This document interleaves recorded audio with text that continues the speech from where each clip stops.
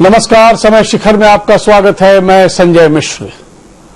मंदी की चिंताओं के बीच औद्योगिक विकास के नए आंकड़े सरकार के लिए शुभ संकेत लेकर नहीं आए हैं। महंगाई के मोर्चे पर भी तस्वीर चिंताजनक बनी हुई है। ताजा आंकड़ों की बात करें तो अगस्त में खुदरा महंगाई दर बढ़कर 3.21% हो गई है। ये 10 महीने का उच्चतम स्तर है। प्याज और पेट्रोल डीजल के दामों में तेजी से बढ़ोतरी हो रही है। प्याज इतना महंगा हो गया है कि सेब की कीमत से भी ऊपर चला गया है। बाजार में सेब 50 से 60 रुपए प्रति किलो बिक रहा है और प्याज 70 से 80 रुपए प्रति किलो। खाद्य एवं उपभोक्ता मामले के मंत्री रामविलास पासवान ने हालांकि कहा कि अगर प्याज की खुदरा कीमतें अधिक बनी रही तो केंद्र सरकार प्याज व्यापारियों पर इसके स्टॉक रखने की सीमा तय करने के बारे में विचार करेगी। हालांकि दिल्ली सहित कुछ अन्य राज्य राशन की दुकानों और मोबाइल वैनों के जरिए सस्ती दर पर प्याज बेच रही है। ऐसे में सवाल उठता है कि ये कदम बाकी राज्यों की सरकार क्यों नहीं उठाती। बिहार झारखंड में प्याज समेत कई अन्य दैनिक उपयोग की चीजों के दाम बढ़ते जा रहे हैं। पेट्रोल डीजल के दाम में भी हर दिन इजाफा होने से लोगों की मुश्किलें बढ़ गई है। आज हम चर्चा करेंगे इन्हीं मुद्दों पर अपने खास मेहमानों से। पहले कुछ खबरें देख लेते हैं।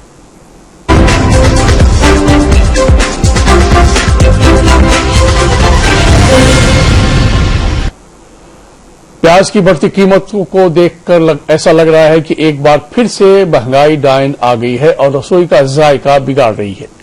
देश में प्याज की कीमतें काफी तेजी से बढ़ रही हैं। प्याज का दाम 70 से 80 रुपए प्रति किलो चला गया है। हैरान करने वाली बात यह है कि प्याज का दाम सेब के दाम से भी ऊपर चला गया है। 50-60 रुपए प्रति किलो सेब बिक रहे हैं। हालांकि केंद्र सरकार का मानना है कि प्याज की कालाबाजारी और जमाखोरी की वजह से इसके दामों में उछाल है। केंद्रीय खाद्य एवं सार्वजनिक वितरण मंत्री रामविलास पासवान ने कहा कि महाराष्ट्र और मध्य प्रदेश में पिछले दिनों आई बाढ़ के कारण प्याज की सप्लाई बाधित हुई है, प्रभावित हुई है, लेकिन स्टॉक में कोई कमी नहीं है। पासवान ने कहा कि सरकारी एजेंसियों के स्टॉक में 35,000 टन प्याज है। जिस राज्य को जरूरत हो वो वहां से प्याज ले जाए। हमने बार बार राज्य सरकार से हमने अपील किया, आग्रह किया है कि जो भी राज्य सरकार हमको चाहे वो जो है क्या कहते हैं कि वो आ करके जो है नफेद हमारा है और ये जो है उसके सफल है ना, हाँ तो ले सकता है।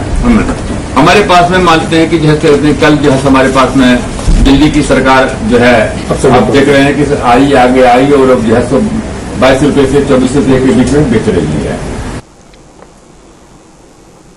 हमारे सहयोगी संजीव रॉय ने प्याज की बढ़ती कीमतों पर पटना के बाजारों का जायजा लिया।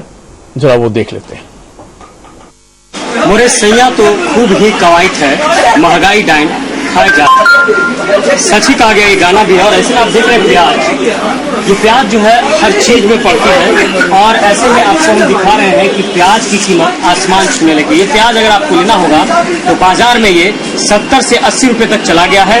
और जो ये कह सकते हैं होलसेल का ही ये मार्केट में हम है, लेकिन बाजार में अगर आप ये थोक विक्रेता यहाँ पे, लेकिन बाजार में जाएंगे तो 70 से 80 रुपए किलो प्याज जो है इतना महंगा हो गया है, लोगों के पॉकेट से दूर हो गया है। प्याज जो बाढ़ हो रहा है न, कर्नाटक से इस समय नया फसल आ जाता है, लेकिन सब जगह बाढ़ आने से, महाराष्ट्र वगैरह में बाढ़ आने से नया फसल अभी नहीं आया है, इसलिए प्याज थोड़ा सा महंगा हो गया। तो कितना जैसे आप लोग जो है थोक बेचते हैं, पूरा पटना यहाँ से जाता है प्याज, वैसे में आपको क्या लग रहा है जो पहले प्याज बेचते थे अब जो प्याज बेच रहे हैं कितना अंतर आया? बिक्री आधा से भी कम हो गया। पहले जितना बिक्री था उससे एकदम आधा का आधा हो गया। बाजार में क्या 70 रुपए 80 रुपए मिल रहा है, यहाँ क्या बेच रहा है? लोकल मार्केट में जैसे यहाँ पर थोक में प्याज आपको बिक रहा है 48 रुपये 50 रुपए के लगभग, और ये बाजार में जाके 60-70 बिक रहा है। बाजार में जाके फुटकर बाजार में खरीद तो नहीं पा रहे हैं, लेकिन खरीदना पड़ रहा है, मजबूरी है, क्या करें। खाना तो है, ये है, खाना तो पड़ेगा करेगा प्याज को, इसीलिए अब क्या बोल भी नहीं सकते हैं किसी को, इसीलिए खरीदना पड़ रहा है। प्याज आप लोग खरीद रहे हैं? नहीं, काहे नहीं खरीद रहे हैं? महंगा हो गया है, महंगा हो गया। तो कैसे खाना बनाते हैं बिना प्याज का? बिना प्याज का बनेगा नहीं। कैसे बनेगा? सादा। प्याज आप खरीद रहे हैं, क्या रेट में घर ले जा रहे हैं? प्याज बहुत आसमान छू रहा है। प्याज खाना मुश्किल हो गया, 60 से 70 रुपए किलो के बीच में बिक रहा है। आम आदमी के लिए बहुत मुश्किल हो गया। क्या ये महंगाई गरीब लोगों के 10 से 15 रुपए प्रति किलो बिकने वाला प्याज 60 से 70 रुपए तक पहुंच गया है। हमारे सहयोगी नवीन कुमार ने रांची से प्याज की बढ़ती दामों को लेकर लोगों से बातचीत की। हम चर्चा करने जा रहे हैं प्याज की, जिसकी कीमतों में लगातार इजाफा हो रहा है। हम इस वक्त खड़े हैं डोरंडा के सब्जी बाजार में। आप देख सकते हैं कि प्याज सहित अन्य जो सब्जियां हैं, आलू है और लहसुन है, तमाम चीज की सब्जियों के बाजार हैं, लेकिन लोगों की संख्या अन्य दिनों की तरह आज कुछ कम दिखाई दे रही है। सबसे बड़ी बात तो है कि प्याज की कीमतें जो लगातार बढ़ रही हैं, उस पर आज हम चर्चा कर रहे हैं। पिछले 2 दिनों में जो है प्याज की कीमतें 50 और 50 से पार भी अब चली गई है। हमारे साथ दुकानदार हैं, उनसे जानते हैं कि आज क्या कीमत है और क्या आने वाले वक्त में भी ये बढ़ेगा। भाई साहब, ये पहले बताइए, आज प्याज की क्या कीमत है यहाँ पर? आज यहाँ पर प्याज देखिए 55 का बिक रहा है, ये वाला जो है 60 रुपये बिक रहा है खुदरा में। और जो है यही आवाक नहीं रहने से इस तरह का तेजी आया है बाजार में। हम लोग को 15 से लाते हैं, उसी में कुछ सरल निकलता है, सरल गलसम निकलता है, उसी को छाट छूट के। क्या लगता है आने वाले समय में और बढ़ेगा? ये लग तो रहा है, जो हिसाब से बातचीत किया है आज 15 वाला व्यापारी लोग, तो बढ़ेगा ही लग रहा है। भाई साहब, प्याज कितना रुला रहा है? बहुत महंगा प्याज हो गया है। परसों रोज 40 के 45 के था, आज 60 के हो गया। अभी हम 60 के लिए हैं। कितना खरीदना पड़ रहा है? कितना कटौती? पहले 2.5 किलो लेते थे, आज 1 किलो लिए, पैसा के चलते हैं। प्याज कितना रुला रहा है ये बताइए? बहुत ही महंगा है प्याज, और सारा बजट जो भी है वो प्रॉब्लम में आ रही है, क्योंकि जो भी नौकरी करने वाले बंदे हैं उनको खरीदने में बहुत तकलीफ हो रहे हैं। गरीब लोग को काफी तकलीफ हो रहा है खरीदने में। तो जाहिर सी बात है, तमाम जितने भी जो ग्राहक हैं प्याज की बढ़ती हुई कीमतों से खासे। बढ़ती महंगाई ने घर के किचन के बजट पर कितना असर डाला है, हमारी संवाददाता अंशु लेथानी ने पटना की महिलाओं से बात की। दाम इतना महंगा हो गया, कई वस्तुओं के दाम बढ़ते जा रहे हैं। क्या इससे आपके घर के बजट पे कुछ असर पड़ा है? महंगाई बहुत असर पड़ रहा है। जो चीजें हम 20 से 25 रुपीज में खरीद रहे थे, वो 60 रुपीज 70 रुपीज पे करना पड़ रहा है। बजट पे तो बहुत बुरा प्रभाव पड़ रहा है ना। बजट पे जिसका जितना कम सैलरी है उसके लिए तो बहुत बुरा ही प्रभाव पड़ रहा है ना। आम जीवन में सैलरी इतना कम मिलता है, एक आदमी हस्बैंड एक आदमी मैंने जॉब करता है, उसका फैमिली किस तरह चलेगा? खर्चा बहुत ज्यादा हो गया है, आदमी की कमाई कम है, इससे तो है समाज में बहुत महंगाई की वजह से हम लोग को बहुत प्रॉब्लम हो रही है। प्याज का दाम इतना ज्यादा बढ़ गया है तो भाई एप्पल उससे सस्ता है हम लोग के लिए। प्याज यूज करना बंद कर रहे हैं हम लोग, और क्या करेंगे? अभी महंगाई से बहुत ज्यादा प्रॉब्लम हो रही है। एक मिडिल क्लास की औरतें घर कैसे चलाती है वो तो औरत ही समझ सकती है। अगर कम इनकम है तो उसमें बच्चे को पढ़ाना है, सब्जी खरीदना है, वगैरह वगैरह बहुत सारी चीजें हैं ऐसे जो कि घर चलाने में बहुत तकलीफ होती है। उसी में तो ये मंदी और महंगाई की मार से आम आदमी जूझ रहा है। समझने की कोशिश करते हैं कि आखिर इसका हल क्या है। हमारे साथ कई मेहमान जुड़ चुके हैं पटना रांची स्टूडियो में। हम परिचय करा दें, पटना स्टूडियो में हमारे साथ सर्वोदय शर्मा, आप सीपीएम के वरिष्ठ नेता, आपका बहुत स्वागत है। मुकेश कुमार, आप राजनीतिक विश्लेषक हैं, आपका बहुत स्वागत है। रांची स्टूडियो में अभिरूप मुखर्जी अर्थशास्त्री हैं, हसन अंसारी आप उपाध्यक्ष हैं एजेएसयू के, तनुज खत्री आप जेएमएम के आधिकारिक प्रवक्ता हैं, और हमारे साथ केंद्रीय स्टूडियो में आनंद झा बीजेपी के आधिकारिक प्रवक्ता। आपका बहुत स्वागत है आनंद जी। अभिरूप जी, एक अर्थशास्त्री किस तरीके से देखता है जबकि कीमतें बढ़ रही हैं, लोगों की परेशानी भी बढ़ रही है और राहत मिलती फिलहाल नजर नहीं आ रही है, वजह? पेट्रोलियम के जो प्राइसेस हैं वो तो इंटरनेशनल मार्केट के लिए है। इंटरनेशनल मार्केट में जब पेट्रोलियम का प्राइसेस अभी राइज है, सऊदी अरेबिया में इसका प्रोडक्शन कम हो गया है इसीलिए। लेकिन ये जो अनियन का प्राइसेस है, ये तो जो लग रहा है वो ज्यादातर मैनमेड है। तो इसको अगर चाहे तो गवर्नमेंट अगर सप्लाई चेन में अगर विजिलेंट रहे तो इसको कंट्रोल किया जा सकता है। क्योंकि पहले लग रहा था कि प्रोडक्शन में कमी आई है, लेकिन अब जो गवर्नमेंट का स्टेटमेंट आ रहा है कि प्रोडक्शन में वैसे खासी कमी नहीं है। ये सप्लाई चेन के मैनेजमेंट में कमी आ रही है, कहीं पे विजिलेंट होना पड़ेगा।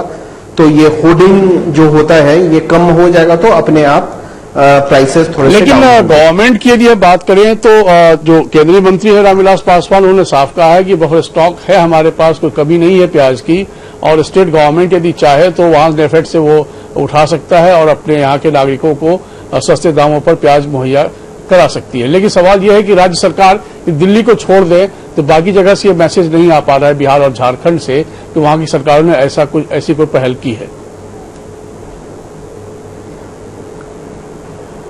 एकदम हम लोग को बहुत बार यही देखने को मिल रहा है कि सरकार देर से विजिलेंट हो रही है। ये जो मैनमेड जो सिचुएशंस होते हैं, अगर आप देखेंगे तो ये विजिलेंट होके बहुत इजीली इसको स्टॉप किया जा सकता है। अभी ये सरकार ने पहले सोचा होगा कि एक तरफ मंदी आई है तो एक तरफ थोड़ा सा इन्फ्लेशन आए तो वो बैलेंस करेगा, लेकिन ऐसा होता नहीं है। ये टोटली एक फ्लॉप स्ट्रैटेजी है। सर्विसेज सेक्टर में मंदी आई है और आप एग्रीकल्चरल सेक्टर में अगर इन्फ्लेशन बढ़ने दे तो वो बैलेंस नहीं कर सकता है। इसलिए सरकार जितना जल्दी विजिलेंट हो जाए, ये सप्लाई चेन जो है उसमें जितना जल्दी इसको होर्डिंग को रोक लगाया जाए, उतना इजीली हम लोग प्राइसेस पे कंट्रोल कर सकते हैं। तनुज खत्री, क्या आपकी पार्टी क्या सोचती है इस मंदी और महंगाई के बढ़ते हुए दर को देखते हुए?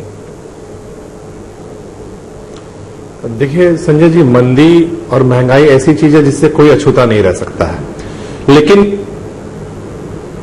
इस सरकार ने दोहरी नीति अपना करके केंद्र सरकार ने सिर्फ कॉरपोरेट टैक्स को माफ करने का काम किया, और दूसरी तरफ वैसे गरीब जो व्यवसायी हैं, जो ग्रामीण हैं, जो महिलाएं हैं, जो आम जनता है, उसके लिए किसी तरह की राहत की बात नहीं कही गई। प्याज 80 रुपए हो रहा है और पेट्रोल भी लगभग उसके आंकड़े को छूने के कगार पर है। और आपको याद होगा कि 2014 में जब भारतीय जनता पार्टी की सरकार अपना प्रचार प्रसार कर रही थी तो इसी को मुद्दा बनाया गया था। देश में उस वक्त और कोई मुद्दे को उजागर करने का काम नहीं किया गया था, सिर्फ महंगाई को, बेरोजगारी को ही मुद्दा बना करके पुनः इन्होंने सरकार बनाने का काम किया। क्या हाथ लगा इन 5 सालों में या पिछले 5 सालों में?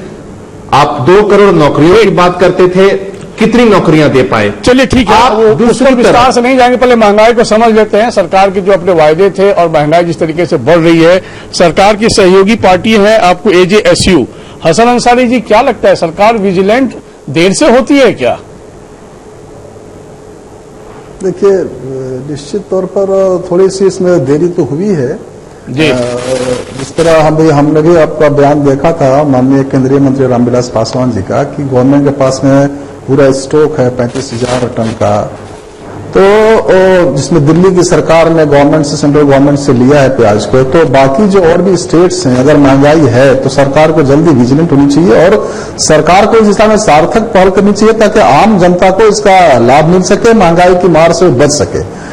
तो ये रहा, तो ये स्पेसिफिक जो है ना आपके प्याज के मामले पर रहा सवाल कि पूरे देश स्तर पर तो है ना मंदी का दौर से तो देश गुजर ही रहा है, और पेट्रोलियम प्रोडक्ट्स का जहां तक मामला है, पेट्रोलियम पहले प्याज को समझ लेते हैं। निश्चित तौर पर सऊदिया में जो अटैक हुआ उसके कारण भी मालूम है, सबको मालूम है, लेकिन सप्लाई करने पर गवर्नमेंट हुआ, सप्लाई जब वहां पर सप्लाई नहीं आएगा आओ फिर हसन अंसारी जी आपके पास।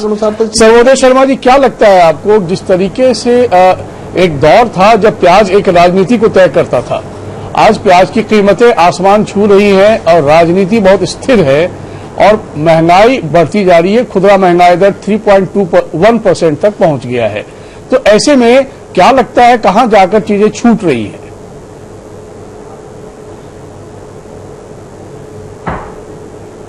मुझे लगता है कि ये आर्थिक अराजकता का अभूतपूर्व दौर है, क्योंकि राजनीतिक जो दिशा है सरकार की वो तो राम मंदिर और कश्मीर और ऐसे मुद्दे हैं जो विभाजनकारी हैं, जो डाइवर्सनरी स्लोगन्स।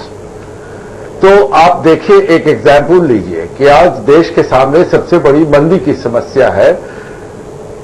जो जुलाई में बजट पेश हुआ, 2 बार मेजर रिवीजन हो चुका है, यानी मंदी से भी ये मुकाबला नहीं कर पा रहे, और करते भी हैं तो ऐसे करते हैं छूते छवाते कि बड़े पूंजीपतियों को कुछ लाभ होता है। तो आम लोगों पर जो ध्यान होना चाहिए, ये बिल्कुल अकुशल आर्थिक प्रबंधन का नतीजा है। अगर कुशलता से आर्थिक प्रबंधन किया जाए तो जो ट्रेडर होर्डिंग कर रहे हैं या जो इसका फायदा उठाना चाहते हैं, क्योंकि त्योहारों के मौसम आने जा रहे हैं, दशहरा, लेकिन सर्वोदय जी इस राजनीति से पहले भी एक राजनीति थी जहां की सरकार तब बदल गई और उनका तो बड़ा कुशल प्रबंधन था, तब भी प्याज की कालाबाजारी की वजह से सरकार बदल गई। तो उस वक्त तो कुप्रबंधन को लेकर बहुत हाई तौबा नहीं मचा था, लेकिन हाँ सरकार जरूर बदल गई।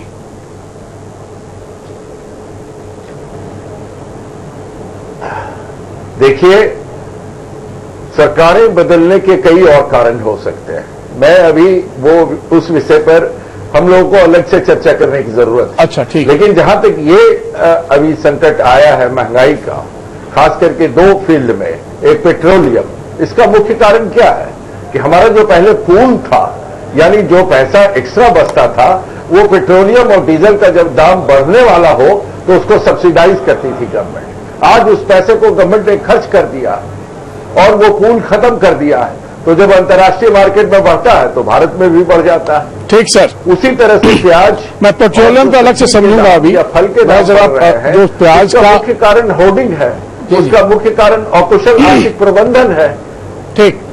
मुकेश जी, क्या लगता है आपको प्याज की जो अचानक बढ़ी हुई कीमतें हैं, ये बात सही है कि स्टॉक को रोक लिया गया है और सरकार अपना स्टॉक रिलीज करना चाहती है, स्टेट गवर्नमेंट की ओर से इनिशिएटिव सिर्फ लेने की बात है और आम आदमी की कमर टूट रही है, इसमें भी कोई दो मत नहीं है। तो फिर ये समस्या जो आ रही है, कितना आंख मूंदी हुई है व्यवस्था सिर्फ इसलिए, या फिर वाकई और भी कई फैक्टर है जो कहते हैं कि फ्लड की वजह से नासिक का प्याज रुका हुआ है और मध्य प्रदेश से भी नहीं आ पा रहा है और नवंबर से सब चीजें ठीक हो जाएंगी, क्या लगता है?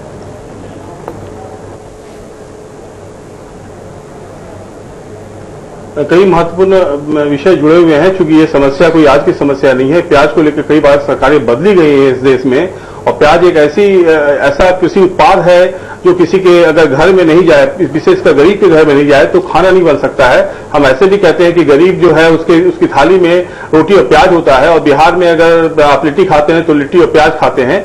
तो कहीं ना कहीं अगर झारखंड में प्याज तो बहुत ही महत्वपूर्ण है, क्योंकि वो अब गरीब लोगों का मुख्य भोजन है, मतलब उनकी सब्जी है। तो अगर ये बिहार झारखंड के दृष्टिकोण से देखें संजय जी, तो जो सबसे महत्वपूर्ण अभी विषय आया है कि वो है केंद्रीय मंत्री रामविलास पासवान जी का बयान। उनका कहना है कि मेरे पास स्टॉकिंग है, आपके पास स्टॉकिंग है, आपके नेफेड के पास स्टॉकिंग है, तो क्या ये प्याज जो है पिछले 15 दिनों से जो कहर ढा रही है आम गरीब की, अगर वो 40 रुपए से लेकर आपने दिखलाया कि पटना में 70 रुपए और रांची में 60 रुपए, तो सरकार और सरकार के नुमाइंदे जो है, सरकार की जो पूरी एजेंसीज होती हैं, 15 दिन तक वो क्या कर रही हैं और क्या करने वाली है? क्योंकि 15 दिन के बाद त्योहार का मौसम शुरू हो जाएगा और ये आपको 80 का आंकड़ा तो पार करेगा ही, कहां जाके रुकेगा कहना बड़ा मुश्किल है। क्योंकि अगर आप प्याज को ट्रांसपोर्ट भी करते हैं तो ट्रांसपोर्ट करने में आपको समय लगेगा, कम से कम 1 सप्ताह का समय लगेगा, अलग अलग जो जहां स्टॉक आपका रखा हुआ है वहां से बाजार में लाने में। तो 3 महत्वपूर्ण चीजें दिखाई पड़ रही है कि स्टॉकिंग जो है वो सरकार के पास है, लेकिन बाजार तक लाने में सक्षम नहीं हो रही है, सरकार की अक्रमण्यता स्पष्ट रूप से साबित हो रही है।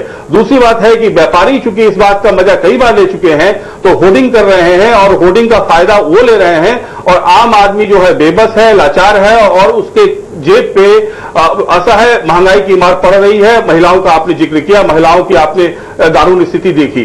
तो कहीं न कहीं संजय जी, पूरी व्यवस्था में करप्ट प्रैक्टिसेस और मिसमैनेजमेंट दोनों जो है सरकार, चूंकि सरकार की एक बात समझ में नहीं आ रही है कि जब आम आदमी की बात होती है तो बीजेपी की सरकार जो दोनों जगह है, मोटे तौर पे बिहार में भी और झारखंड में भी, तो आम आदमी को भूल कैसे जाती है और 15 दिन और 1 महीने 2 महीने तक वो उसको पीड़ित अवस्था में क्यों नहीं देना चाहती है? तो इमीडिएट करेक्शन की जरूरत है संजय जी, तत्काल रूप से लागू करें और स्टॉक से बाजार प्याज में लाया जाए। ठीक। डॉक्टर संजय कुमार, दरअसल कोई इस तरह के तालमेल का भी अभाव नहीं दिख रहा है। तालमेल का अभाव यदि होता तो फिर दिल्ली की सरकार और केंद्र की सरकार अलग अलग दलों की है। यहाँ तो जहां जहां हम हैं वहां चर्चा करें तो केंद्र में भी अपनी सरकार और राज्य में भी अपनी सरकार यानी बीजेपी की सरकार है, फिर भी वहां दिक्कतें आ रही हैं। तो कहीं न कहीं स्ट्रेटेजिकली वो चूक हो रही है या डेलिबरेटली इसको छोड़ा जा रहा है, कुछ और दिन इसको चलने दिया जाए तब, जबकि 16-16.5 रुपए किलो नेफेड प्याज देने को तैयार है और आप 23 या 24 रुपए मार्केट में बेचने को सक्षम हो सकते हैं यदि आज से स्टेट गवर्नमेंट पहल करने लग जाए तो। क्या वजह, क्यों देरी हो रही है?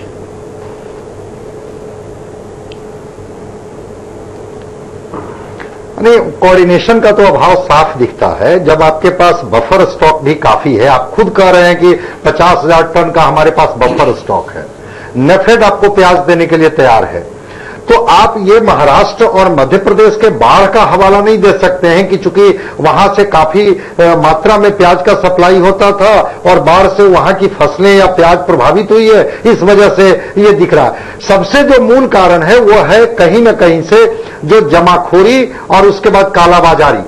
तो कालाबाजारी कौन कर रहे हैं? आपका सिस्टम कहां खड़ा है?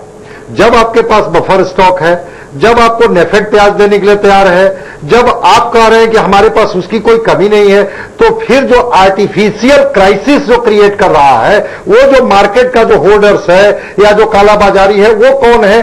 और आप उस पर नियंत्रण क्यों नहीं रख रहे हैं? इसलिए कि चुनाव नहीं है। अगर चुनाव होता तो चीजें बहुत जल्दी झारखंड में चुनाव अभी देर से है, इस वजह से कुछ चीजें लग रही है कि चलो कुछ दिन और देख लेते हैं, उसके बाद ये हम करेंगे। तो वहां पर जो एक मामला होता है, वो मामला होता है सिस्टम पर नकेल कसने का, कि ये होल्डर्स आर्टिफिशियल क्राइसिस दिखा रहे हैं मार्केट में और फिर वो कीमत वो खुद तय कर रहे हैं, और चाहे राज्य की सरकार हो या केंद्र की सरकार हो, वो चुपचाप अपने स्टॉक का केवल हवाला दे रही है।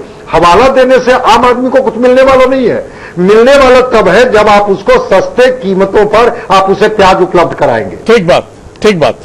अब मैं सत्ता पक्ष को समझ लेता हूं। आनंद झा, आप बीजेपी का आधिकारिक प्रवक्ता हैं। त्योहार के पहले होना चाहिए। जी। आनंद जी, आपने सारे विश्लेषण सुना और अपोजिशन की भी अपनी बात में मजबूती तो है, तर्क में दम है।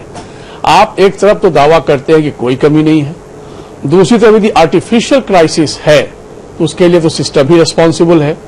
तीसरी बात, ये गवर्नमेंट का अपना इनिशिएटिव पर एक बड़ा सवाल है, जो स्टेट गवर्नमेंट है।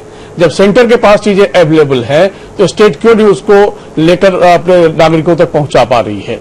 तो कहीं न कहीं सर आपके कुप्रबंधन को ये जता रहा है, ऐसा तमाम लबोलुआब निकल कर आया। क्या कहना है आपका? नहीं, अगर कुप्रबंधन होता जी और हमारी सरकार प्रॉम्प्ट नहीं होती तो तुरंत फूड प्रोसेसिंग मिनिस्टर आके बयान देते हैं कि हमारे पास बफर स्टॉक है। मैं आपको बताता हूं, अभी आपने बताया कि दिल्ली में प्रारंभ हो गया है। दिल्ली में डिस्ट्रीब्यूशन के लिए, वेजिटेबल्स डिस्ट्रीब्यूशन के लिए मदर डेयरी एक ऑर्गेनाइजेशन खुली हुई है। बिहार में या झारखंड में ऐसी कोई व्यवस्था नहीं है कि वो वेजिटेबल्स की सप्लाई डोर टू डोर, मतलब विलेज स्तर तक पहुंच सके। सर मोबाइल तो इसलिए वो वैन में ले जाते हैं लोग बिहार झारखंड में। नहीं, उसके लिए व्यवस्था की जा रही है और यथाशीघ्र उस पर को ओवरकम किया जाएगा। लेकिन दिल्ली में और बिहार में या झारखंड में डिफरेंस ये है कि वहां ऑर्गेनाइजेशन ऐसा नहीं है जो वेजिटेबल डिस्ट्रीब्यूशन कर सके। दूसरा, यदि प्रॉम्प्ट नहीं होता, मतलब हमारी सरकार प्रॉम्प्ट नहीं होती तो तुरंत दिल्ली को नहीं देती। अगर प्रॉम्प्ट नहीं होती तो दिल्ली में स्टॉक रिलीज नहीं करती। आप ये भी सोचिए ना, दिल्ली गवर्नमेंट ने इस ओर पहल की, तब सेंट्रल सरकार ने दिया। स्टेट गवर्नमेंट बिहार या झारखंड की पहल नहीं कर पाई है, इसीलिए अभी तक वर्तमान स्थिति वहां पर ऐसी है। वो इसको इस रूप में क्यों नहीं आपको बता रहे? सरकारी स्तर पर में व्यवस्था हो रही है और तंत्र अपने हिसाब से कर रहा है और यथाशीघ्र इसको मतलब ओवरकम कर लिया जाए। यथाशीघ्र की कोई समय सीमा भी होती है सर? 15 दिन से 2-4 दिन में। देखिए, जब कभी भी इस तरह की स्थिति आती है तो थोड़ा समय लगता है, 2-4 दिन में ये सारी चीजें नियंत्रित हो जाएंगी। ठीक है सर। अब पेट्रोल डीजल को समझ लेते हैं सर, कुछ एक खबर देख लेते हैं फिर हम चर्चा में शामिल होते हैं। पेट्रोल डीजल की कीमतों में भी तेजी का दौर जारी है। हालांकि बुधवार को तेल की कीमतों में बढ़ोतरी नहीं हुई है, लेकिन पिछले 10 दिनों में पेट्रोल डीजल के दामों में जरूर बदलाव हुआ है। पेट्रोल की कीमत में 2 रुपये 10 पैसे और डीजल की कीमत में 1 रुपये 54 पैसे प्रति लीटर बढ़ोतरी हुई है। पटना की बात करें तो 16 सितंबर को पेट्रोल 75 रुपये 74 पैसे बिका था, लेकिन 25 सितंबर की बात करें तो 77 रुपये 75 पैसे पर बिक रहा है। वहीं डीजल 16 सितंबर को 68 रुपये 53 पैसे प्रति लीटर था, लेकिन 25 सितंबर आते आते 70 रुपये 10 पैसे पर बिक रहा है। रांची की बात करें तो 16 सितंबर को पेट्रोल की कीमत 70 रुपये 73 पैसे प्रति लीटर थी, लेकिन 25 सितंबर को 72 रुपये 38 पैसे पर पेट्रोल बिक रही है। रांची में 16 सितंबर को डीजल 66 रुपये 99 पैसे प्रति लीटर था और 25 सितंबर को 68 रुपये 70 पैसे पर डीजल बिक रहा है। आपको बता दें कि पेट्रोल डीजल की कीमत हर दिन बढ़ते घटते रहती है। पेट्रोल डीजल की कीमत हर रोज सुबह 6 बजे लागू होती है। इनकी कीमत में एक्साइज ड्यूटी, डीलर कमीशन ये सब जोड़ने के बाद इसकी कीमत लगभग दोगुनी हो जाती है। दरअसल दुनिया की टॉप तेल कंपनियों में से एक सऊदी अरब के तेल कुओं पर ड्रोन हमले के बाद से इसका सीधा असर पेट्रोल डीजल की कीमतों पर पड़ा है। एक दूसरा पक्ष भी देख लेते हैं। जमशेदपुर के आदित्यपुर इंडस्ट्रियल एरिया में सन्नाटा पसरा हुआ है। आधे से ज्यादा औद्योगिक इकाइयां बंद हैं। मजदूरों के सामने रोजगार का संकट है। सहारा समय संवाददाता अंजनी पांडे ने आदित्यपुर इंडस्ट्रियल एरिया का जायजा लिया। हम अभी आदित्यपुर इंडस्ट्रियल एरिया में हैं और यहाँ पर जो तमाम औद्योगिक जो इकाइयां हैं वहाँ पर मंदी का साफ असर देखने को मिलता है। हमारे साथ लघु उद्योग भारती के एक्स प्रेसिडेंट और एक उद्योगपति भी हैं। आप ये बताइए कि जो मंदी का असर है कैसे देख रहे हैं उसको? छोटे उद्योगों के लिए बहुत मुश्किल स्थिति चल रही है। नाक के बराबर काम चल रही है पिछले 3-4 महीने से और हम लोग अपनी बात को तो सब जगह रख रहे हैं कि किसी तरह स्थिति में सुधार हो। कुछ महीने पहले तक की ही बात है कि जब ये पूरा इलाका पूरी तरह से गुलजार रहता था और यहाँ 24 घंटे 3 शिफ्ट में काम होते थे। लेकिन आप बताइए कि आपने कभी इस तरीके का माहौल देखा है? पहले कभी मंदी का ऐसा आपने अनुभव किया है? ऐसा हमने कभी महसूस नहीं किया। इंडस्ट्रियल बेल्ट में काम करते हुए करीब 20 साल हो गए। तो बहुत सारे लोग आपकी जान पहचान के भी होंगे जिनके बारे में आप सुनते होंगे कि उनको बैठा दिया गया है या उनके पास अब काम नहीं है। तो ऐसे में क्या लगता है? ऐसे में बहुत सारी कंपनी है सोहा में अगल बगल में जो भी कंपनी है वो वहाँ के लोग को बैठा दिया गया है और जो अभी करीब 3 महीने से बैठे हुए हैं लोग मारते हैं स्थिति से जूझ रहे हैं। कितने लोग अभी तक बेरोजगार हुए होंगे या क्या सीनरियो है पूरे इंडस्ट्रियल एरिया में? अभी तक जितने लोग यहाँ काम कर रहे हैं मोस्टली करीब 65% 60 से 65% लोग। पेट्रोल डीजल के दामों में लगातार हो रही बढ़ोतरी का असर बाकी सामानों पर भी पड़ रहा है। हमारे संवाददाता मृत्युंजय कुमार ने लोगों से बातचीत की।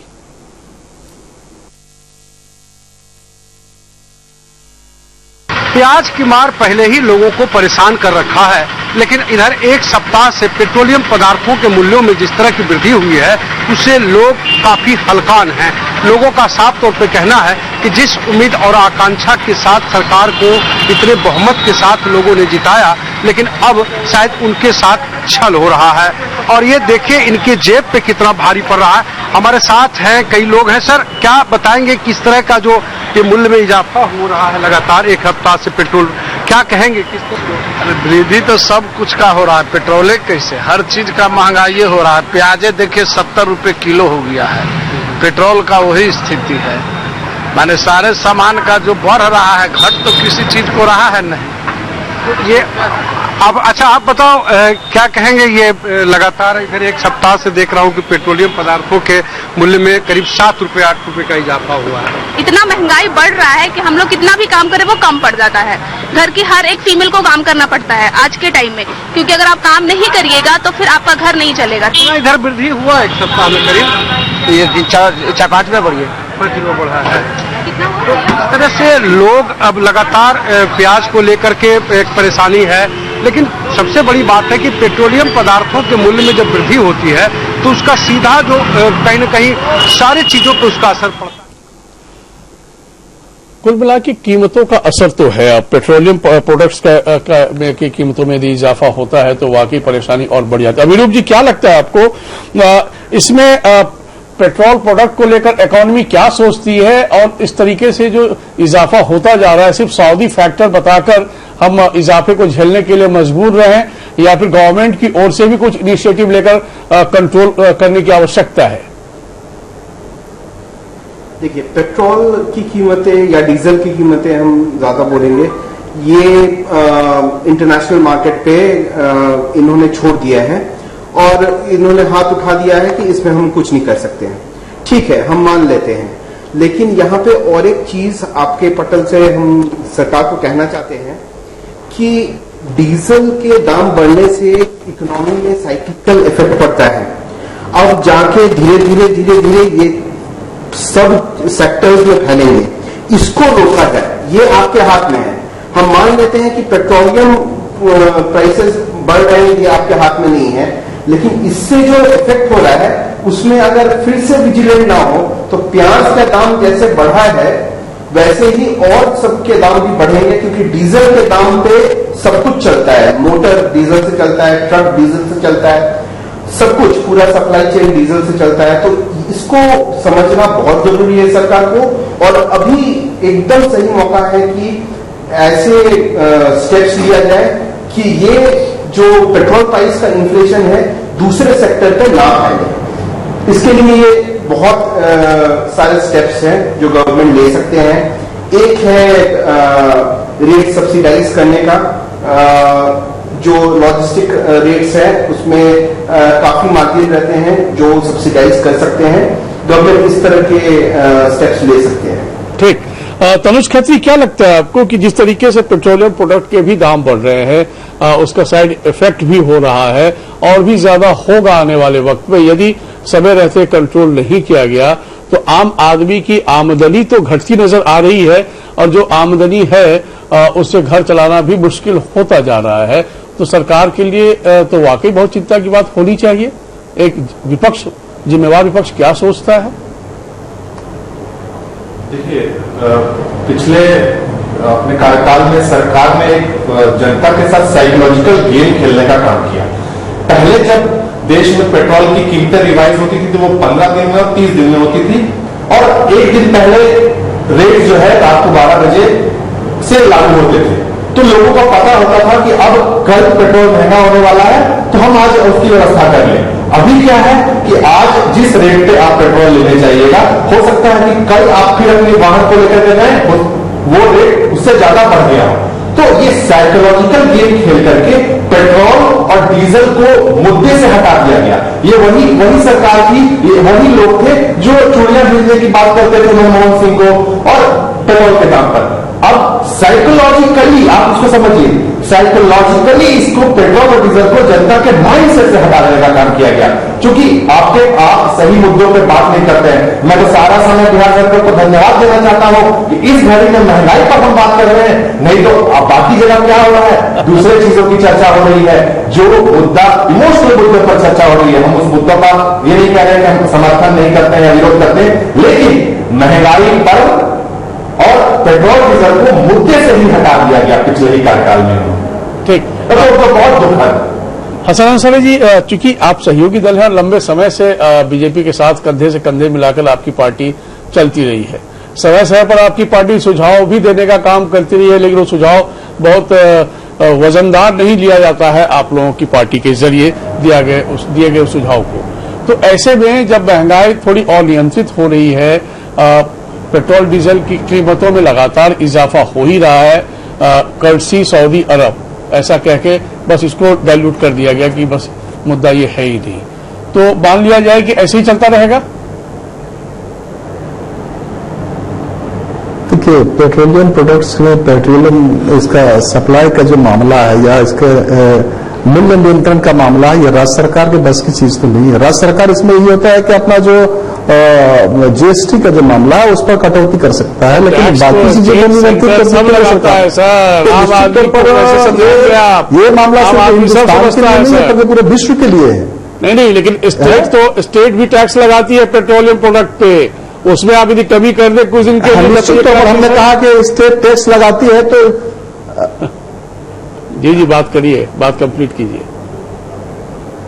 नहीं, हमने कहा कि ये पेट्रोलियम प्रोडक्ट का जो कीमतें बढ़ी है केवल भारत के लिए या केवल झारखंड के लिए नहीं, पूरे विश्व स्तरीय स्तर पर इसका जो इम्पैक्ट पड़ा है। चूंकि सऊदीया का जो है आपका रिफाइनरी तेल रिफाइनरी में जो ड्रोन हमला हुआ उसके बाद चीजें बढ़ी है ना, तो इसका असर सिर्फ हिंदुस्तान नहीं झेल रहा है या सिर्फ झारखंड नहीं झेल रहा है।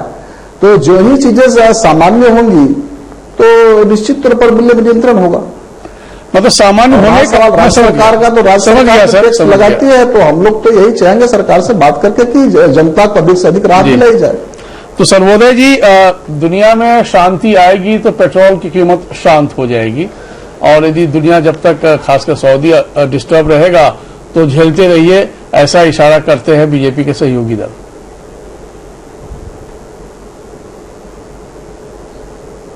मैं समझता हूं कि ये कोरी बहानेबाजी है और इसके लिए सिर्फ भाजपा ही नहीं, पूर्ववर्ती कांग्रेस सरकार भी जिम्मेदार है जी, क्योंकि विभिन्न राजनीतिक दलों, अर्थशास्त्रियों ने मिल करके यहां एक ऐसी व्यवस्था कायम की थी कि तेल पुल एक अलग से रहेगा और जो भी उसमें सरप्लस पैसा रहेगा, तो जब अंतर्राष्ट्रीय स्तर पर तेल की कीमतें बढ़ेगी तो हम उस पैसे का उपयोग करके यहां कीमतों को स्थिर करने का काम करेंगे। इसको तोड़ा है पूर्ववर्ती कांग्रेस सरकार ने और आगे बढ़ाया है भाजपा की सरकार ने, क्योंकि इसके पीछे मुख्य मकसद है निजी पूंजीपतियों को लाभ पहुंचाने का। आज की डेट में जो प्राइवेट रिफाइनरीज है, क्या उनको लॉस हुआ है?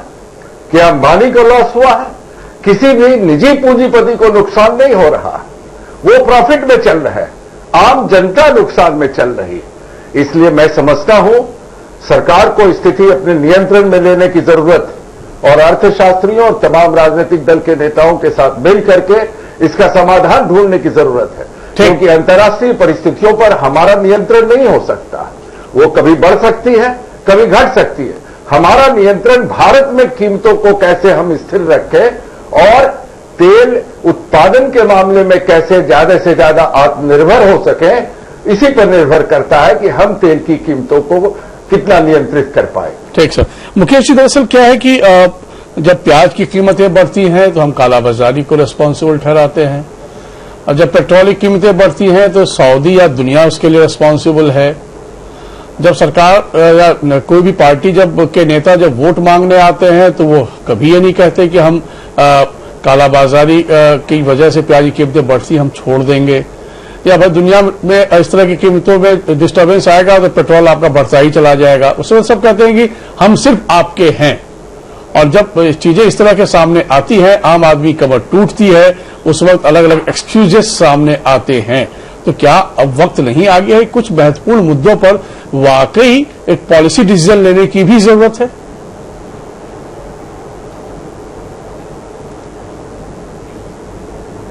बिल्कुल संजय जी, जो शब्द आपने प्रयोग किया है, पॉलिसी डिसीजंस लेने की जरूरत है और स्ट्रांग पॉलिसी डिसीजंस लेने की जरूरत है, इसलिए कि इसके 3 बड़े महत्वपूर्ण आयाम हैं। और भारतीय अर्थव्यवस्था को अगर कोई भी चीज डगमगा सकता है और डगमगाने वाला है तो ऑयल है, क्योंकि ऑयल जो होता है, तेल जो है, वो लाइफ लाइन है इकोनॉमी का। और सबसे बड़ा दुर्भाग्य यह है कि 130 करोड़ आबादी का यह देश पूरी तरह अपनी ऊर्जा के लिए जो तेल जिसका महत्वपूर्ण एक हिस्सा है वो विदेशों से आए हुए तेल के आयात पे निर्भर करता है। और अगर वो आयात बिगड़ जाए, जो बिगड़ा हुआ है, क्योंकि 2 रिलायबल पार्टनर जो थे इंडिया के, जो कि इसको रेगुलर ऑयल सप्लाई करते थे अंतर्राष्ट्रीय बाजार में, वो एक ईरान था और दूसरा सऊदी अरबिया था। किसी कारणों से जो जियोपॉलिटिकल चेंजेस आ रहे हैं, जिसके बड़े कई आयाम हैं, जिसके कई छिपे हुए आयाम हैं, कुछ जो खुले हुए आयाम हैं, उसमें एक है कि ईरान के जो सप्लाई को सैंक्शन, यूएस सैंक्शन के कारण में बंद कर दिया गया है और भारत ईरान से सीधे सीधे तेल आयात नहीं कर सकता है, जिससे आपकी अर्थव्यवस्था में, आपके ऑयल के दाम में, कीमत में पहला छलांग आया। और वो छलांग अभी और भी आ सकता है, क्योंकि वहां मामला जो है संगीन होता जा रहा है, युद्ध की स्थिति होती जा रही है। दूसरी बात जो हुई है वो बड़े छद्म रूप से जो आमको, जो सबसे बड़ा सप्लायर है, जो इंडिया का, और सऊदी अरबिया की सबसे बड़ी जो रिफाइनरी थी, उसमें ड्रोन हमले हुए और ड्रोन हमले के कारण में आया। ये दोनों बातें तो दिखाई पड़ रही है संजय जी, लेकिन जो दिखाई नहीं पड़ रही है वो यह है कि हिंदुस्तान इतना बड़ा देश है, इसने अपनी ऑयल स्टॉकिंग कितनी की है। अगर अमेरिका के ऑयल स्टॉकिंग को लें, अगर रशिया के ऑयल स्टॉकिंग को लें, जापान के ऑयल स्टॉकिंग को लें और चाइना के ऑयल स्टॉकिंग को लें, तो आपके आंकड़े उसके 20% से ज्यादा नहीं है, जबकि आपकी आबादी 130 करोड़ आबादी है। तो यह जो बड़ी चूक, जो पॉलिसी निर्णय जिस बात का आपने जिक्र किया है, मजबूत पॉलिसी निर्णय लेने की जरूरत है, वो बहुत महत्वपूर्ण है। दूसरी बात है कि अगर तेल है और आ रहा है तो उसमें क्योंकि पब्लिक सेक्टर की कंपनीज अलग हैं और प्राइवेट सेक्टर की कंपनीज अलग हैं, इनके पास अपनी स्टॉकिंग करने की क्षमता कितनी है और उससे आम आदमी को कितनी देर तक ये कम पैसे में तेल दे सकते हैं। तो प्राइवेट सेक्टर तो नहीं देगा, जिसका जिक्र सर्वोदय जी कर रहे थे, तो उसको भी चैनलाइज करने के लिए, कंट्रोल करने के लिए सरकार को दूसरा पॉलिसी निर्णय लेने की आवश्यकता है। और वहां किसी भी कॉर्पोरेट के साथ में कोई भी प्रिविलेज नहीं मिलना चाहिए, क्योंकि यह सरकारी स्थिति नहीं है, यह जो है क्राइसिस एसओएस कंडीशन इकोनॉमी के साथ होने वाली है। तीसरी बात यह है कि अगर आपको नहीं हो रहा है तो जो मार्केट में अवेलेबल पेट्रोल है, क्योंकि आपसे बड़ा बायर जो है वो चाइना और ज्यादा पैसा देके लेने के लिए तैयार है, जापान है जो ज्यादा पैसा देके तेल लेने के लिए तैयार है, तो कहीं ना कहीं इस स्थिति से निपटने के लिए एक स्पेशल मिशन, एक स्पेशल कंट्रोल, सिनेरियो कंट्रोल होने की जरूरत है और आम आदमी को पेट्रोल की कीमत नहीं बढ़े, इसके लिए सरकार को जो इसके ड्यूटीज हैं, एक्साइज ड्यूटी हो या दूसरी हो, उसको तुरंत जो है खत्म करना चाहिए और आम आदमी को पेट्रोल कम कीमत में पहुंचाने की कोशिश कीजिए। Doctor Sanjay Kumar, policy decisions की जब बात मैं कहता हूं तो हमारा मतलब भी यही होता है कि हम ऐसे क्राइसिस के समय जब हाथ खड़ा करने की स्थिति में आते हैं कि सऊदी डिस्टर्ब है तो अब इंडियन इकोनॉमी डिस्टर्ब होने जा रही है, तो जब ऑयल सस्ती कीमतों पर उपलब्ध हो उस समय यदि हम अपना स्टॉक इकट्ठा करते रहें और जब इस तरह की क्राइसिस हो उस समय हम अपने स्टॉक से रिलीज करें ताकि यहाँ के आम नागरिकों को उस वक्त दिक्कतें नहीं हो, इस तरह की पॉलिसी हमारे यहाँ देखने को उस प्रैक्टिकली नहीं मिलती है। संभव है कि जब हम पूछें सत्ता पक्ष से तो कहा जाए कि नहीं इस तरह की नीतियां भी हैं, लेकिन दिखने को नहीं मिलती है आम आदमी को। तो क्या क्या और फैक्टर्स हो सकते हैं?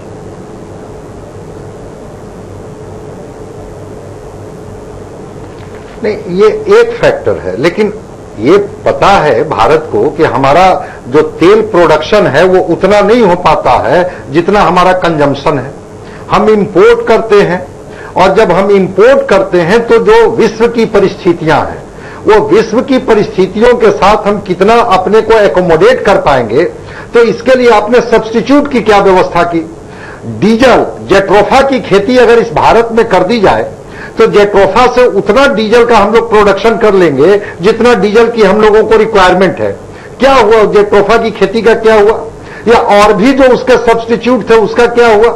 तो हम कह रहे हैं कि जब तक आप कोई उसके लिए व्यवस्था नहीं करेंगे, इंटरनेशनल मार्केट पर आप डिपेंड करेंगे। ठीक है, आप प्रधानमंत्री जी आपके अमेरिका गए हुए हैं, टेक्सास में जाने का उनका जो मकसद है वो मकसद के पीछे है कहीं ना कहीं से एक वायल का एक उनको चाहते हैं कि एक एग्रीमेंट अमेरिका के साथ हो, और अमेरिका भी इनको शायद आश्वासन दिया है कि ठीक है हम इसमें आपकी मदद करेंगे।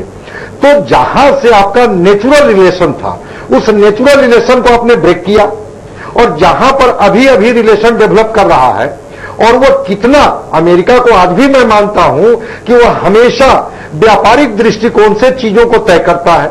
तो आप अपनी क्षमता को नहीं बढ़ाएंगे और आप दूसरे पर निर्भर करेंगे तो ठीक बात है कि इंटरनेशनल मार्केट में जब चीजें बढ़ेगी तो आप प्रभावित होंगे। रह गई बात जहां तक कि रेट सब्सिडाइज करने का या जो सब्सिडी देने की बात है, जिस बात की चर्चा सर्वोदय शर्मा जी कर रहे थे, ठीक बात है कि एक पुल बनाया गया था और बनाया गया था कि जिस चीज का हम प्रोडक्शन नहीं करते हैं अगर उसका इंटरनेशनल मार्केट में कीमतें बढ़ती है और हमको इंपोर्ट करना मजबूरी है तो हम इस पैसे को पंप करेंगे और लोगों पर हम उसका बोझ न डालेंगे बल्कि उस बोझ को सरकार उठाएगी। आप न कस्टम ड्यूटी कम कर रहे हैं, न एक्साइज ड्यूटी कम कर रहे हैं, न जो राज्यों का टैक्स है वो कम कर रहे हैं, और एक हवाला दे रहे हैं कि चूंकि इंटरनेशनल मार्केट में कीमतें बढ़ गई इसलिए इस बोझ को आपको ढोना होगा। जनता तो ढोएगी ही, लेकिन फिर सरकार से फिर वो उसकी अपेक्षा क्या होगी। कभी सर कीमतें गिरती भी थी। आज चर्चा में जो एक सबसे महत्वपूर्ण चीज ये है कि संयोग ऐसा था कि जब से भारतीय जनता पार्टी की सरकार केंद्र में बनी थी महंगाई इस तरह से नहीं बढ़ी थी, और मोदी जी बराबर कहा करते थे कि भाई ये तो हमारा लक है कि संयोग से मैं सत्ता में आया और चीजें जो है वो नियंत्रण में है। लेकिन अगर आज प्याज की कीमतें बढ़ी, अगर पेट्रोलियम और डीजल की कीमतें बढ़ी, तो मोदी जी आपसे यह भी तो अपेक्षा है कि आप इसको कंट्रोल कीजिए। अगर मान लिया कि इसको घटा नहीं सकते हैं तो इसको बढ़ने भी तो मत दीजिए। तो यहां पर यह सवाल है कि आपने सब्स्टिट्यूट कोई अगर व्यवस्था की है तो देश को बताइए। ठीक है, हमारे पास ये व्यवस्था ठीक है, बफर स्टॉक एक पार्ट हो सकता है। आपके पास उतना डॉलर होगा तब तो आप बहुत सारा बफर स्टॉक करके रखेंगे। अगर डॉलर नहीं है तो आपको तो सब्स्टिट्यूट पर जाना होगा। ठीक सर। आनंद जी, मुझे बहुत सारे सवाल करने की आवश्यकता नहीं है, आप बड़ी गंभीरता से तमाम मेहमानों की बात सुन रहे थे और उनका आशय भी आप समझ रहे थे। और जाहिर सी बात है, आपको याद होगा कुछ साल पहले का अनुभव जब 2012-13 में मनमोहन सिंह की सरकार थी, उस वक्त जब कीमतें इस तरीके से बढ़ती थी पेट्रोलियम प्रोडक्ट का को लेकर, तो आपकी ही पार्टी के तमाम बड़े नेता सड़क पर उतरते थे और सरकार को चूड़ी भेंट करते थे। आज क्या करें लोग? तब की परिस्थिति अलग थी। ठीक, उस समय में ऑयल की डे टू डे प्राइस नहीं फिक्स होती थी उस समय में, महीने 1.5 महीने के। और जो स्टॉक की बात की है ना कि स्टॉक भी होता था और बैलेंस ऑफ पेमेंट की सरप्लस आया तो वो स्टॉक रहता था जिसको कि बराबर किया जाता था। आज वैसी स्थिति नहीं है। अंतर्राष्ट्रीय बाजार के हिसाब से ही day to day price fix होती है और डेली फिक्स होता है। ये डिसीजन भी सरकार ने ही लिया ना सर? डिसीजन सरकार भी है। ये तो ट्रंप ने नहीं लिया। एक चीज बताइए, ट्रंप ने नहीं लिया था तो एक चीज बताइए कि 4 रुपए आज किसी से ज्यादा ले लें कि कल उसको 1 रुपये ना देना पड़े, ये ठीक है? या आज वर्तमान परिस्थिति के अनुरूप वर्तमान आवश्यकता और वर्तमान मूल्य के अनुरूप मूल्य निर्धारित किया जाए, ये ठीक है? और ये जो निर्णय लिया गया वो किसी से ज्यादा न लिया जाए और किसी को ज्यादा सफर न करना पड़े, इसलिए ये निर्णय लिया गया था। आनंद, ये होता है, मैं आप ही से सवाल कर रहा हूँ क्योंकि अभी सभी लोग सुन रहे हैं और कोई किसी को बीच में टोकते भी नहीं है हमारे कार्यक्रम में। सर, आप जब सरकार में आते हैं तो इस तरह के फैसलों को जस्टिफाई करते हैं और कीमतें जब बढ़ रही होती है तो उसके पीछे का अपना एक बौद्धिक अर्थशास्त्र बताते हैं। नहीं, मैं जब आप विपक्ष में होते हैं तो यही चीज, यही सेम परिस्थिति जब होती है तो उस वक्त आपके तर्क कुछ और होते हैं और फिर बताया जाता है कि ये सरकार निकम्मी है। नहीं, तो आज हम क्या माने? नहीं, निकम्मी वाली बात मैंने पहले भी कहा कि उस समय में प्राइस ज्यादा ले लिया जाता था बैलेंस मेंटेन करने के लिए, आज नहीं लिया जाता है। और मैं एक बहुत महत्वपूर्ण बात कहता हूं और सारे मित्रगण बैठे हुए हैं, आपको भी मिश्रा जी ध्यान देंगे कि आज उस समय में ऐसी परिस्थिति बन गई थी कि लोग पेट्रोल खरीदना बंद कर दिए थे, मूवमेंट स्लो डाउन हो गया था। आज ऐसी परिस्थिति है, सुनिए, आज ऐसी परिस्थिति है कि हर व्यक्ति 2 रुपए ज्यादा पेट्रोल और 2 रुपए ज्यादा परचेजिंग कैपेसिटी लोगों की बढ़ी है और बढ़ने का कारण हमारी पॉलिसी है। मंदी नहीं, मंदी, आप मंदी की बात करते हैं, मैं आपको बताऊं 3.21% तो आपका खुदरा महंगाई दर बढ़ गया है। आप कह रहे हैं कि परचेजिंग पावर बढ़ गया है, लेकिन परचेजिंग पावर सारे विरोधाभास है। 4.82% परचेजिंग कैपेसिटी बढ़ी है लोगों की। सर देखिए, आंकड़ों पर ना जाए, यहाँ पे 8 लोग बैठे हुए हैं मुझ समय। इसको जस्टिफाई करने की बजाय इसको करेक्ट करना चाहिए। मैं वही कह रहा हूं। नहीं, करेक्टिव मेजर तो हमेशा लिया जाता है और भारतीय जनता पार्टी की सरकार हमेशा जनता की चिंता करती है और करेक्टिव मेजर लिया जाएगा, लिया जा रहा है। तो शास्त्री भी बैठे हुए हैं, हम उनसे एक राय ले लेंगे। मैं एक चीज और आपको बताना चाहता हूं कि आपने कहा ना, तो आज क्या हमारा सेल गिरा है, डिमांड घटा है, क्या परचेजिंग कैपेसिटी लोगों की घटी है? नहीं। ये आप कौन होते हैं तय करने वाले सर? नहीं, हम आपको डाटा के हिसाब से बता रहे हैं। अभिरूप जी, आप बताइए जरा, आप अर्थशास्त्री हैं, जहां हम बार बार मंदी के हवाले से चर्चा करते हैं, ऑटोमोबाइल सेक्टर में सन्नाटा पसरा हुआ है, टेक्सटाइल सेक्टर में सन्नाटा पसरा हुआ है, आम आदमी बहुत सोच समझ कर खर्च कर रहा है। अभी मिडिल क्लास के लोग, हम सुना रहे थे लोगों के बयान, और ये कहते हैं कि लोगों का परचेजिंग पावर बढ़ा। ऐसा तो सत्य क्या और भ्रम क्या है? एकदम नहीं, परचेजिंग पावर में बहुत जोर का आघात लगा है, जो कि रीजन है कि सर्विस सेक्टर में इतनी बड़ी मंदी दिख रही है। ये शुरू हुआ है डिमोनेटाइजेशन से। डिमोनेटाइजेशन और इसका लेटेंट इफेक्ट है ये। हम लोग तभी ये इफेक्ट नहीं देखे थे, लेकिन डिमोनेटाइजेशन से बहुत सारे सेक्टर जैसे रियल एस्टेट सेक्टर वगैरह बहुत मार खाई है, बहुत ज्यादा अनएम्प्लॉयमेंट हुआ है। आप सिर्फ ऊंचे वर्ग के परचेजिंग पावर को देख के नहीं हो सकता है। आप लोअर वर्ग जो रियल एस्टेट सेक्टर से जुड़े हुए जो लेबर मजदूर थे, रियल एस्टेट और उससे जुड़े बहुत सारे, एक जहां पे रियल एस्टेट का इंफ्रास्ट्रक्चर होता है वहां चाय का दुकान बैठता है, वहां ये होता है, एक प्रॉपर्टी बंद हो जाता है तो वो सब बंद हो जाता है। ये सब हुआ है जिसके कारण आज ये सर्कुलर इफेक्ट से मंदी दिख रहा है। आनंद जी, दरअसल क्या है ना, मैं आप ही से रूबरू हूं। देखिए क्या है कि एकदम बौद्धिक चर्चा है इसमें। देखिए, नथिंग पॉलिटिक्स, और इसमें कोई पॉलिटिक्स की बात नहीं है, क्योंकि आप थम्पिंग मेजोरिटी से आप केंद्र में हैं, स्टेट में भी आपकी अपनी मेजोरिटी है, तभी आप गवर्नमेंट में हैं, और बिहार में भी साझा सरकार चल रही है। तो जाहिर सी बात है, लोगों ने आपको पसंद किया है, तो लोगों के दर्द को भी आपको सुनना होगा और लोगों के दर्द की दवा भी आपको बनना ही पड़ेगा। और इसीलिए ये सारी बातें जो हो रही हैं कि उसमें क्या हो सकता है और उसको किस तरीके से हम कंट्रोल करें। आंकड़ों पर हम नहीं जाते हैं, सिर्फ इसलिए नहीं जाते हैं क्योंकि आंकड़े अपने एक तरीके से इकट्ठा होते हैं। ना ही हम यही बताएंगे कि फिस्कल डेफिसिट कितना है और कितना इन्फ्लेशन रेट है, छोड़िए उस माइनस करिए। आप वर्तमान जो है, आप बताइए कि प्याज के लिए ना तो अमेरिका जिम्मेवार है ना सऊदी अरब जिम्मेवार है। प्याज के लिए तो हमारी अपनी सिस्टम जिम्मेवार है, जहां कहीं का भी है। और उसके लिए यदि हम अलर्ट मोड में यदि हमारी सिस्टम यदि कंट्रोल कर रहा होता पहले से ही, बफर स्टॉक जो पहले से नेफेड के पास पड़ा हुआ था, सिस्टम को मालूम होता है। सर रामविलास पासवान जी ने प्रेस कॉन्फ्रेंस करके जब इस बात का जिक्र किया, बयान दिया, तो इससे पहले भी सिस्टम को मालूम है कि हमारे पास इतना बफर स्टॉक है, ऐसी सिचुएशन में तो हम तुरंत मंगा लेंगे और लोगों को राहत दे देंगे। नहीं मिली है सलाह। हम इसीलिए आपसे आग्रह कर रहे हैं कि क्या दवा दे रहे हैं आप? नहीं, हमारी तरफ से देखिए, अगर नहीं रिलीज करना होता और चिंता नहीं होती अगर जनता की, तो तुरंत रामविलास पासवान जी, मंत्री जी आगे नहीं आते और प्रेस करके पूरे देश को नहीं बताते कि हमारे पास सरप्लस है और हम देने को तैयार हैं। हमारी प्रॉम्प्टनेस इतनी ज्यादा थी कि इनिशिएटिव तुरंत लिया गया। जैसे ही एक्शन, मतलब प्राइस हाइक की स्थिति आई तो तुरंत एक्शन हुआ। तो हमारी प्रॉम्प्टनेस आप इससे काउंट कर लीजिए।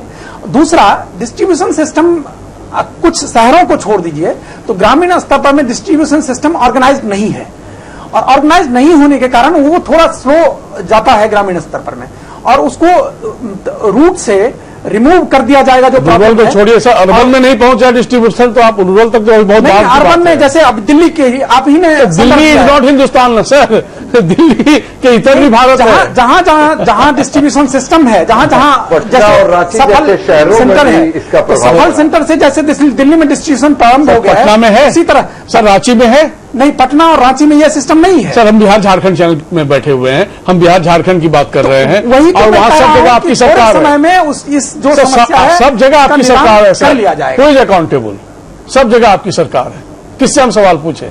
नहीं, सवाल तो जायज है, और यदि जनता को कहीं कठिनाई होती है, हो रही है सर, सरकार होने के नाते, सरकार में मतलब भारतीय जनता पार्टी की सरकार होने के नाते हमारी सरकार रिस्पॉन्सिबल है, और उसको सॉल्व करने की जिम्मेदारी हमारी है। आनंद, जब आपको कुछ एक और तस्वीर दिखाए थे, जनता की तस्वीर देख लीजिए।